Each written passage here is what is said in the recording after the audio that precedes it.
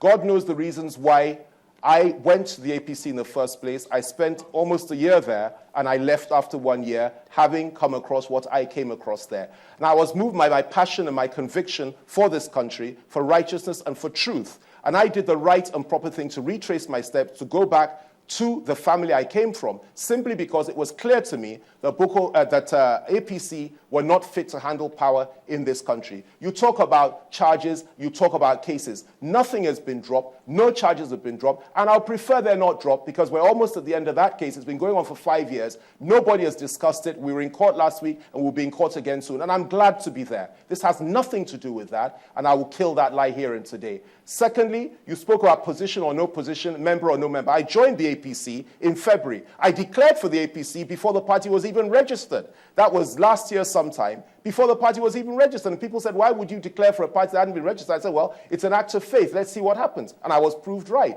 And I joined them formally in my ward in Ife with many other leaders from Osun State in my ward in Ife earlier this year. Now, having been with them for 1 year, I realized that I cannot operate within a cult, a two-man cult, where dissension is not tolerated, where people are not accepted for who they are, and where you cannot have a different opinion to some of the other leaders. And I chose to leave. And that's my right. And that's my prerogative. And I've done that. And I'll stay, and I'll continue to leave any group of people that I'm not comfortable with, because I don't operate in cults. I've never been a member of a cult.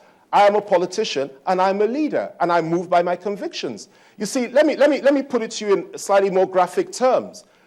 Since you asked, APC was like a beautiful woman that you saw. You have a beautiful lady on this show right now. It's like a beautiful woman.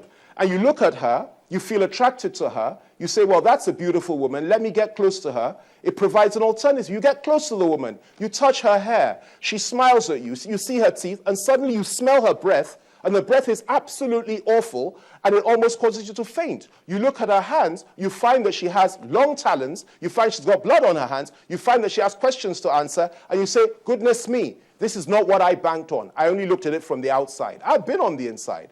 Regardless of what anybody says, I'm not happy with what I saw, and I chose to exercise my right to move away. I never questioned somebody like the former Vice President Atiku, who changed parties 4 times in the space of 5 years. I never questioned Buhari. I never questioned Tinubu, who are enemies before politically, they're now together. I never questioned so many others that chose to leave their other parties to join other parties. I always assume the best in people. Why should anybody question my own motives, and why should anybody lay aspersions on my character? But it really doesn't matter to me what anybody thinks. The most important thing is that we join hands to try our best to ensure that those that seek to destabilize this country for political reasons in order to get this Southern Christian out of power at the center will fail in their endeavors, and fail they will.